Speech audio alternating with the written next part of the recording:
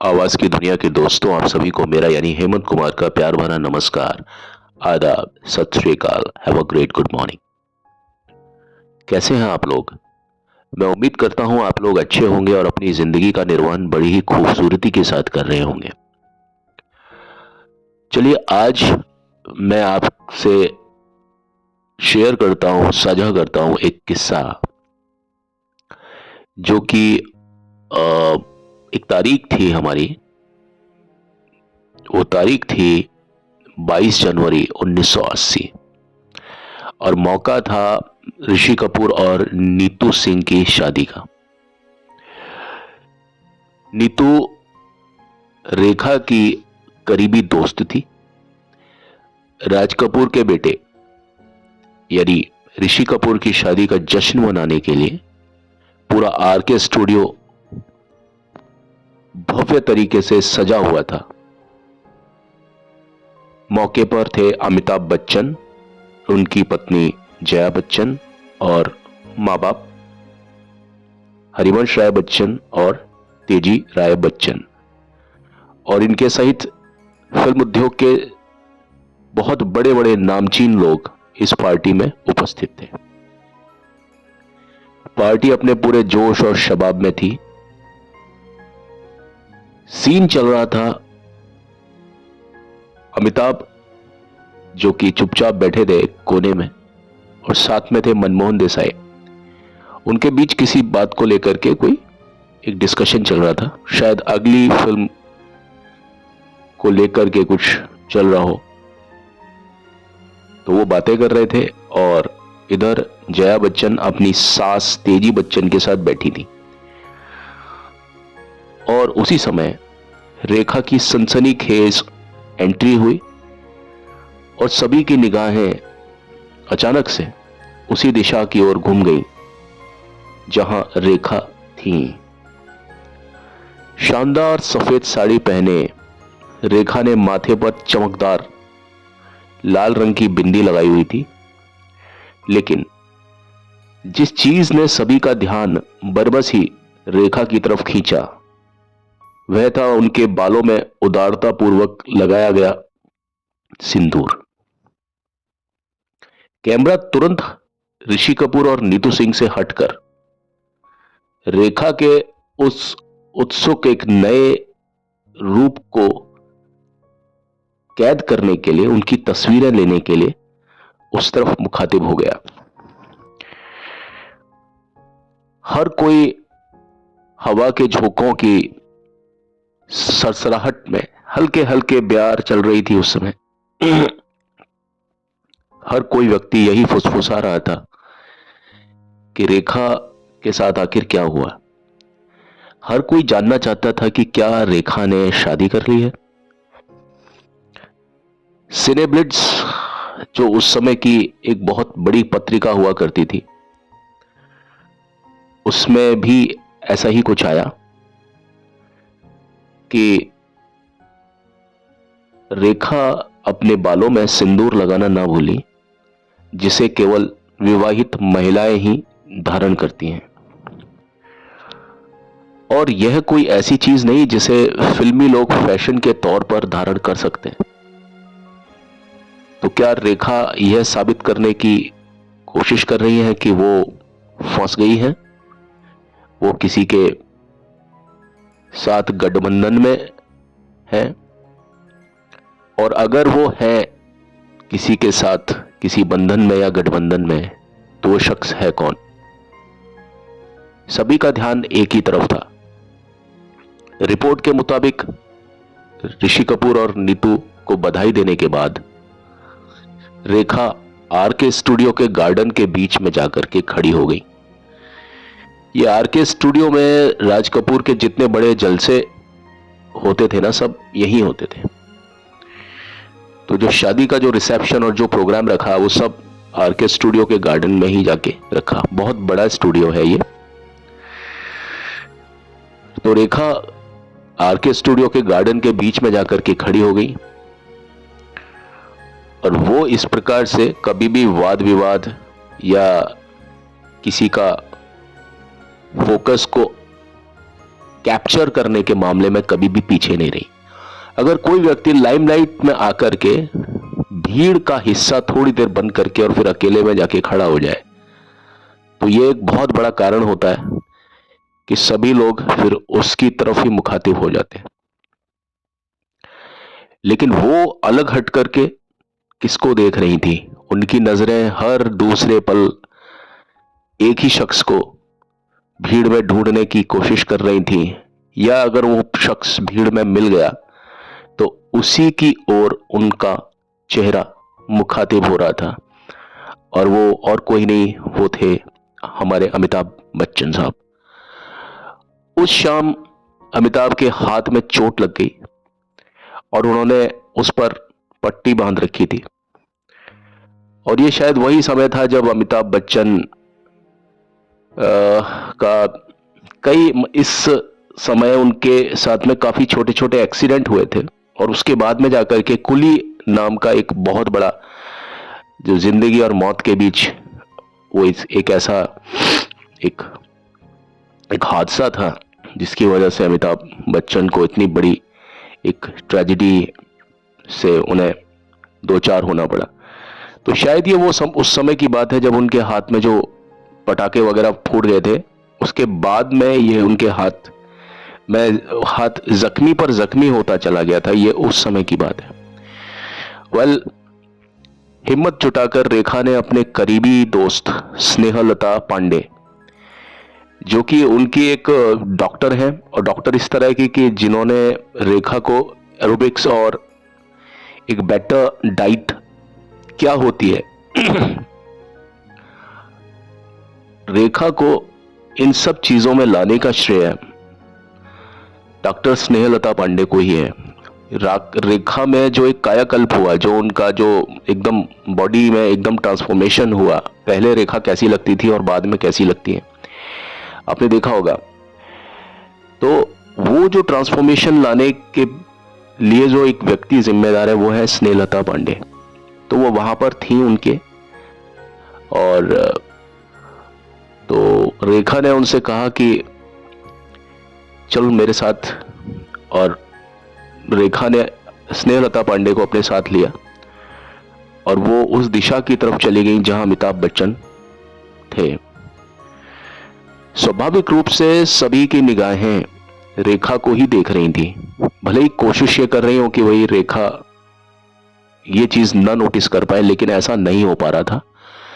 सभी की निगाहों का जो आकर्षण था वो ऋषि कपूर और नीतू कपूर ना होकर के अब रेखा उनके निगाहों का एक आकर्षण बन गई थी। वे कुछ मिनट तक औपचारिक बातचीत करते हुए दिखाई दिए। स्टारडस्ट की एक रिपोर्ट के मुताबिक जया ने काफी देर तक शांत रहने की कोशिश की, लेकिन आखिरकार उन्हें अपना सर झुकाना पड़ा और आंसू बहाने पड़े, क्योंकि उनके बीच एक बातचीत का जो दौर था वो इस प्रकार का था। अमिताभ और रेखा के बीच की बात कर रहा हूं मैं। इस सीन में थे अमिताभ बच्चन, डॉक्टर स्नेहलता पांडे और रेखा खुद। तो यहां पर जया बच्चन इस पार्टी में बहुत रोई, जो कि ऋषि कपूर और नीतू कपूर की शादी का जो ये आयोजन की पार्टी में जो भी सीन चला वो मैंने आपको बताया। और कुछ ही देर के बाद में रेखा जो थी ना वो पार्टी से बाहर निकल गई और अपने पीछे कुछ ऐसे सवाल जिनके कोई जवाब किसी को आज तक नहीं मिल पाए, उन सवालों के निशान छोड़ गई, और जो हफ्ते बाद तक भी या हफ्तों बाद तक भी लोगों के जहन में गूंजते रहे। और उसी शाम पिक्चर्स ने, तस्वीरों ने, फिल्मी पत्रिकाओं में बहुत ज्यादा जगह बना ली। कुछ हद तक कुछ इंटरव्यूज हुए रेखा के। रेखा ने बाद में अपनी स्थिति को भी स्पष्ट किया और बताया कि उस शाम, जिस शाम ऋषि कपूर और नीतू कपूर की पार्टी थी,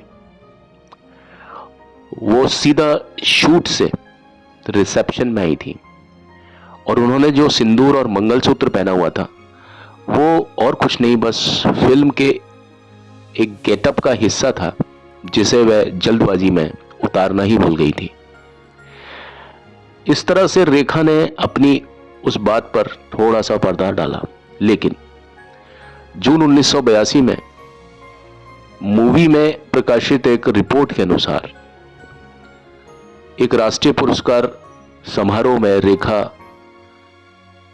जिन्हें उमराव जान जो कि 1981 में आई थी, उसके लिए सर्वश्रेष्ठ अभिनेत्री के पुरस्कार के लिए जब सम्मानित किया जा रहा था, तो उस समय के जो तत्कालीन राष्ट्रपति थे मरहूम नीलम संजीव रेड्डी, जब उन्होंने पूछा कि क्यों आपकी ये मांग में सिंदूर, इसका मतलब क्या है, ये उन्होंने सभी के सामने पूछा जब उन्हें वो पुरस्कार दिया जा रहा था। किसके लिए? उमराव जान फिल्म के लिए सर्वश्रेष्ठ अभिनेत्री का पुरस्कार। अब जब सबके सामने ये सवाल नीलम संजीव रेड्डी जो कि उस समय के तत्कालीन राष्ट्रपति थे, उन्होंने पूछा, तो ये सवाल जब उन्होंने पूछा तो सभी की निगाहें जवाब पर थी, क्योंकि ये सवाल ऑन पब्लिक, ऑन एयर पूछा गया था। रेखा ने तुरंत एक पल भी गवाए हुए माइक अपने हाथ में लिया और जवाब दिया। उनका जवाब था कि मैं जिस शहर से आती हूं, सिंदूर लगाना वहां फैशन समझा जाता है। और लगभग उसी समय यह हुआ था कि धर्मेंद्र ने एक गुप्त समारोह में अपने लंबे समय से चल रहे प्रेम प्रसंग, जो कि हेमा मालिनी के साथ उनका बहुत लंबा एक प्रेम प्रसंग चला, उन्हीं दिनों धर्मेंद्र ने भी हेमा मालिनी से शादी कर ली थी।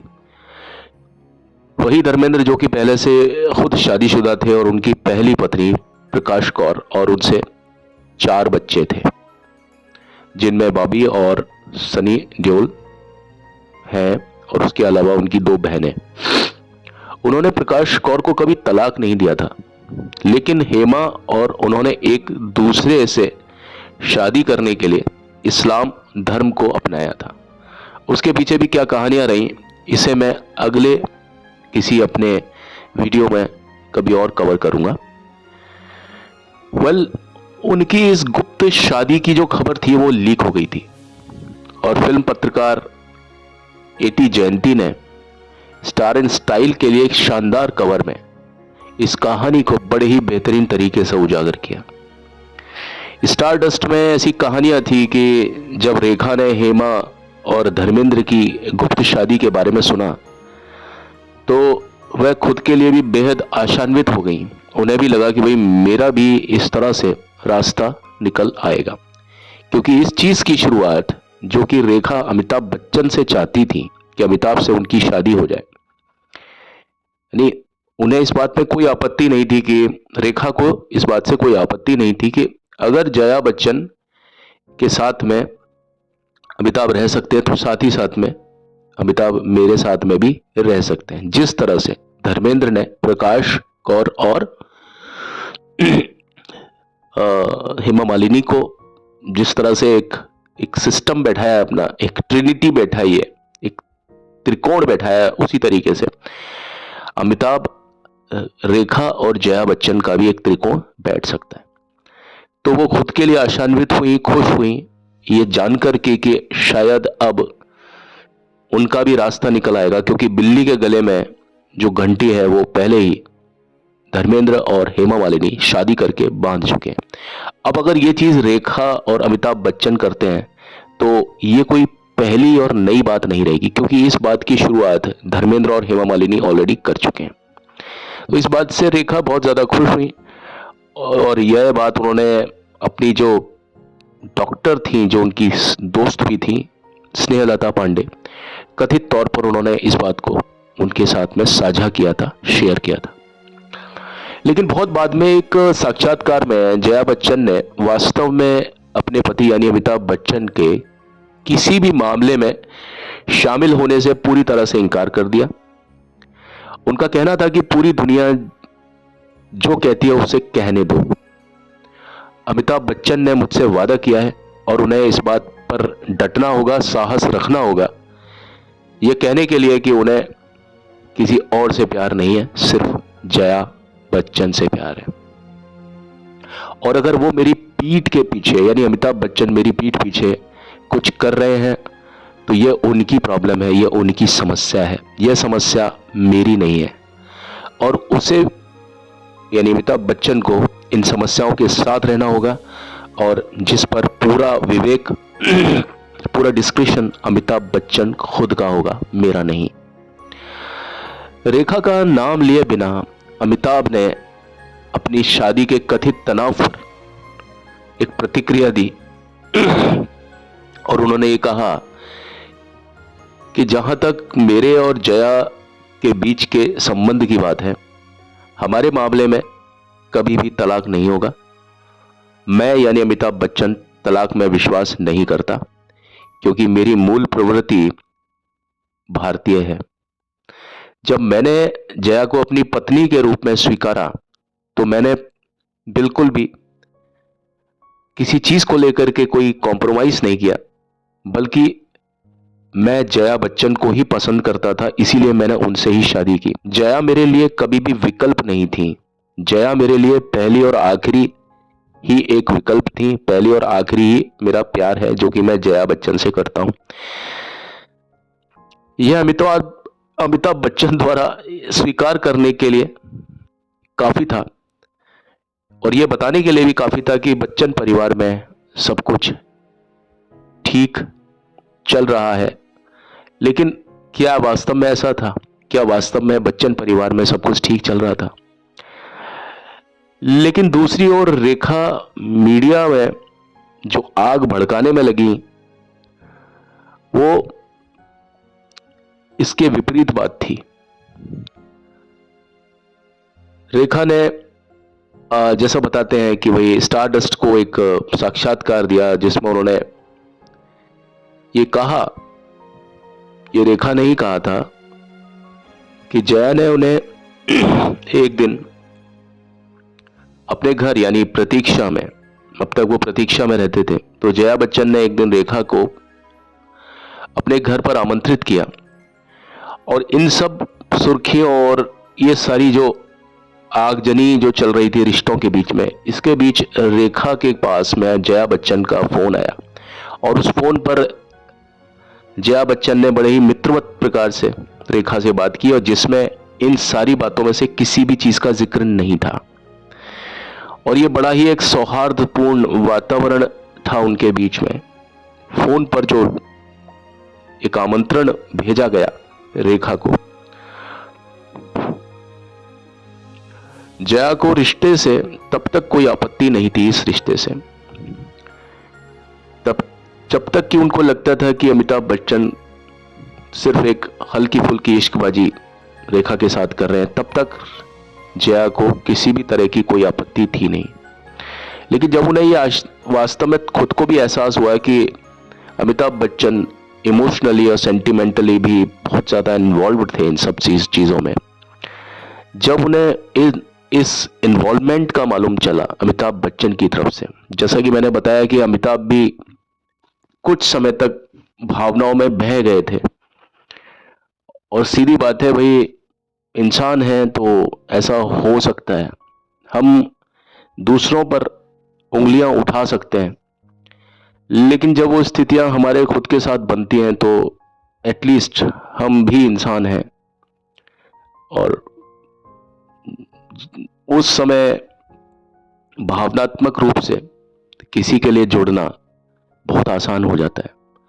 जब कोई आपके लिए बहुत ज़्यादा हाथ धो करके आपके पीछे पड़ा हो और किसी भी प्रकार से आपको अपना बनाने की कोशिश करता हो।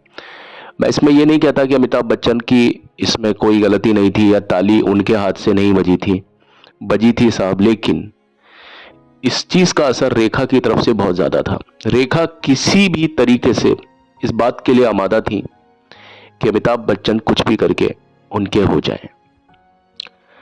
तो जब जया को इस बात का मालूम चला या उन्होंने इस बात को पहचान लिया, पत्नियों से पतियों की कोई भी बात छुपी नहीं होती, वो एक मनोवैज्ञानिक रिश्ता हो जाता है। और जहां पत्नियां ये पता लगा लेती हैं कि उनका पति भावनात्मक रूप से किसी और गैर औरत के साथ में जुड़ा भी हुआ है या नहीं, तो यह चीज जया बच्चन को जब महसूस हुई तो उन्हें भी बहुत ज्यादा दुख हुआ। तो रेखा को जया बच्चन ने अपने घर एक शाम डिनर के लिए बुलाया और रेखा जब उनके पास आई, घर में आई, तो जया ने उनका बड़ी ही गर्मजोशी और बहुत ज्यादा उत्साह से उनका स्वागत किया और उन्होंने हर उस चीज के बारे में बात की जो इस अफेयर के अलावा हर चीज के बारे में रेखा से जया बच्चन ने उनसे बातें की, एक सहेली जैसे कि वो पहले सहेली हुआ करती थी आपस में, उस तरह से। लेकिन उस दिन जब सारी चीजें ठीक हो गई, खाना पीना हो गया, डिनर हो गया, सब कुछ हो गया, उसके बाद में जब जया बच्चन गेट तक, प्रतीक्षा के गेट तक जब रेखा को छोड़ने आई, तब चलते चलते रेखा ने रेखा को जया बच्चन ने एक ही बात कही कि चाहे कुछ भी हो जाए मैं अमित को नहीं छोड़ूंगी। ये शब्द थे जया बच्चन के जो कि रेखा को बोले गए थे। और ऐसा हुआ था या नहीं हुआ था, कितना इसमें सच है कितना झूठ है, इस चीज का बाद में कभी जया बच्चन ने अपनी तरफ से खंडन नहीं किया। जया बच्चन ने कभी ऐसा नहीं कहा कि भाई मैंने ऐसा नहीं कहा था। अब ये बात वास्तव में हुई थी या नहीं हुई थी, इसको पता लगाना काफी मुश्किल है। और अब अमिताभ और रेखा को इस समय जो होते थे ना, फिल्म के प्रोड्यूसर, डायरेक्टर, उन्हें भी मसाला चाहिए होता था। तो एकमात्र ऐसी फिल्म नहीं थी सिलसिला जिसमें कि आप इस त्रिकोण को देखें, रेखा, जया और अमिताभ को। तो जब ये सारी चीजें चल रही थी तो बहुत सारे ऐसे निर्माता निर्देशक थे जो इन तीनों सितारों को एकजुट करने वाले थे अपनी फिल्म में। तो ऐसी बहुत सारी फिल्मों की योजनाएं बनाई गई, लेकिन बावजूद इन सब चीजों के जया और अमिताभ ने कभी भी रेखा के साथ फिर काम नहीं किया, क्योंकि जया बच्चन ने अमिताभ से रेखा के साथ फिर कभी काम ना करने का शायद वादा ले लिया था। और आपने महसूस किया होगा कि उसके बाद अमिताभ बच्चन रेखा के साथ कभी भी नजर नहीं आए। तो ऐसा कुछ रहा था। ये वो समय था 1980 का, 1980 81 आने वाला था, 81 आने वाला था, ये 80s का लास्ट में 80 की बात बता रहा हूं मैं। और ये कहा जाता है कि जब अमिताभ बच्चन को कुली का जो सेट लगा हुआ था और जब वहां चोट लगी और उनकी आंख फट गई थी, तो रेखा को अमिताभ से मिलने नहीं दिया गया था, ऐसा बताते हैं। क्योंकि ये वो समय था जब अमिताभ और रेखा का जो प्रेम प्रसंग था वो थोड़ा सा ठंडा हुआ था उस समय तक, जब तक ये फिल्म, कुछ ही दिनों में कुली फिल्म की शूटिंग भी शुरू होने को थी। अब मैं आपको यही एक बात बोलना चाहता हूँ कि अमिताभ बच्चन साहब की जिंदगी में उतार चढ़ाव, इतने जबरदस्त उतार चढ़ाव कि मैं कह नहीं सकता आपको। कि जब कोई व्यक्ति भावनात्मक रूप से इतना ज्यादा किसी चीज में इन्वॉल्व हो जाए, उसके बाद में उसको अपना काम सुचारू रखना पड़े, परिवार में एक बैलेंस बनाना पड़े, अल्टीमेटली इंसान है और बहक सकते हैं। क्योंकि ये जो चीजें होती है, लाइमलाइट है, ग्लैमर है, शोबिज है, ये फिल्म स्टारों के लिए कोई नई चीज नहीं है।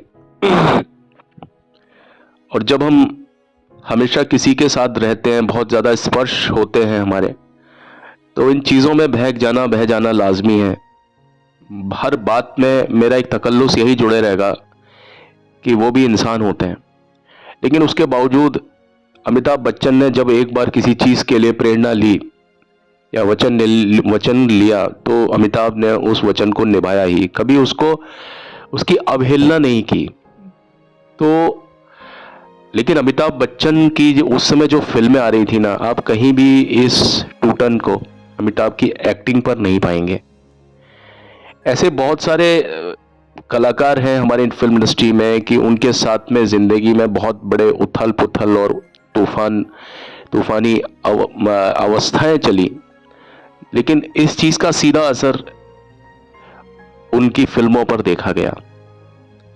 जैसे गुरुदत्त साहब के साथ में यही हुआ कि जो वो असल जिंदगी में जो जिंदगी मतलब जो उनकी चल रही थी, गीता दत्त और वहीदा रहमान और गुरुदत्त के बीच का जो त्रिकोण था, अब देखिए वहां पर गुरुदत्त साहब पूरी तरीके से काम से डिसोशिएट हो चुके थे।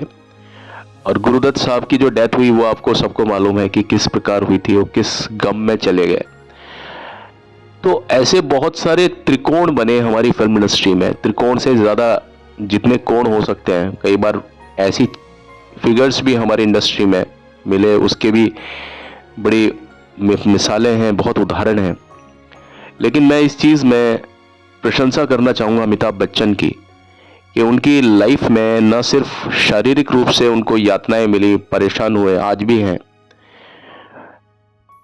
लेकिन मानसिक रूप से, भावनात्मक रूप से भी कुछ चीज़ें अमिताभ बच्चन के साथ ऐसी हुई कि जिनकी वजह से अमिताभ बच्चन उतने ज़्यादा टूटे हुए थे अंदर से, लेकिन उसके बावजूद भी जब हम उनको स्क्रीन पर, जब हम उनका प्रेजेंटेशन देखते हैं किसी भी चीज़ में, जो उनका सेंस ऑफ प्रोजेक्शन देखते हैं, हमें लगता ही नहीं है कि ये सितारा टस से मस हुआ है अपनी जगह से कभी भी। तो अमिताभ बच्चन इसीलिए अमिताभ बच्चन है क्योंकि वो पब्लिक और प्राइवेट लाइफ को बिल्कुल अलग रखते हैं। शायद उनके दिमाग में एक स्विच है कि प्राइवेट लाइफ चाहे कैसी भी हो, लेकिन जब वो पब्लिक लाइफ, यानी पब्लिक कहने का मतलब है प्रोफेशनल लाइफ, पब्लिक लाइफ मतलब प्रोफेशनल लाइफ, क्योंकि जो उनका काम है वो प्रोफेशनल है और वो फिर पब्लिक के बीच में जाता है, इसीलिए मैं उनकी प्रोफेशनल लाइफ को पब्लिक लाइफ कहता हूं। तो पब्लिक लाइफ उनकी कभी भी डिस्टर्ब नहीं हुई। प्राइवेट उनके जो भी कुछ अफेयर्स रहे या प्राइवेट जो उनकी लाइफ में, जो जया बच्चन और अमिताभ पति पत्नी के बीच में जो उस समय एक जो मतलब रिश्ते सामान्य नहीं चल रहे थे, उसकी वजह से कभी भी आपने अमिताभ बच्चन के ऊपर वो छींटें या उन छींटों का असर कभी नहीं देखा होगा। बहुत बड़े बड़े लोगों के ऊपर इस तरह की चीज़ें आई तो हमने देखा। राजेश खन्ना साहब का भी कुछ ऐसा ही हाल हुआ था। राजेश खन्ना साहब जो कि बहुत ज़्यादा इमोशनल व्यक्ति थे, बहुत सीमित दोस्त थे उनके, जिनके बहुत सीमित दोस्त हों, समझ लीजिए बहुत इमोशनल व्यक्ति है। जिंदगी को देखने का ये भी कुछ एक तरीका होता है।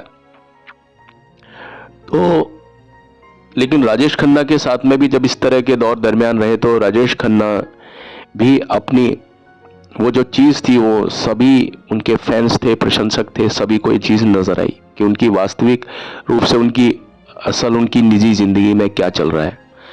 लेकिन ये चीज़ कभी अमिताभ बच्चन की ज़िंदगी से कभी किसी को मालूम नहीं चला। और आज इतने साल के बाद में, इतने सालों बाद, हमें नहीं लगता कि अमिताभ बच्चन की ज़िंदगी में कुछ इस तरह के तूफान, इस तरह के बवंडर भी कभी आए थे। तो अमिताभ बच्चन एक उस योद्धा की तरह रहे हैं जिन्होंने अपनी सब चीज़ों को संभाला, अपना पूरा अपने पर ध्यान दिया, रेगुलरिटी कहीं नहीं तोड़ी। और इस बीच में उन्होंने किस तरीके से मैनेज किया, 3-3 शिफ्ट्स होने के बावजूद, ये सारी चीज़ें होने के बाद में भी उन्होंने किस तरह से खुद को नंबर 1 पोजीशन पर खुद को हमेशा आसीन किया, ये सोचना ही एक काबिले तारीफ, मतलब ये चीज़ें हर कोई नहीं कर सकता, ये अदायगी हर एक के पास नहीं होती। इसीलिए मैं अमिताभ बच्चन को अमिताभ बच्चन कहता हूं, क्योंकि अगर उनको कोई टक्कर दे सकता है तो खुद अमिताभ बच्चन ही उनको टक्कर दे सकते हैं।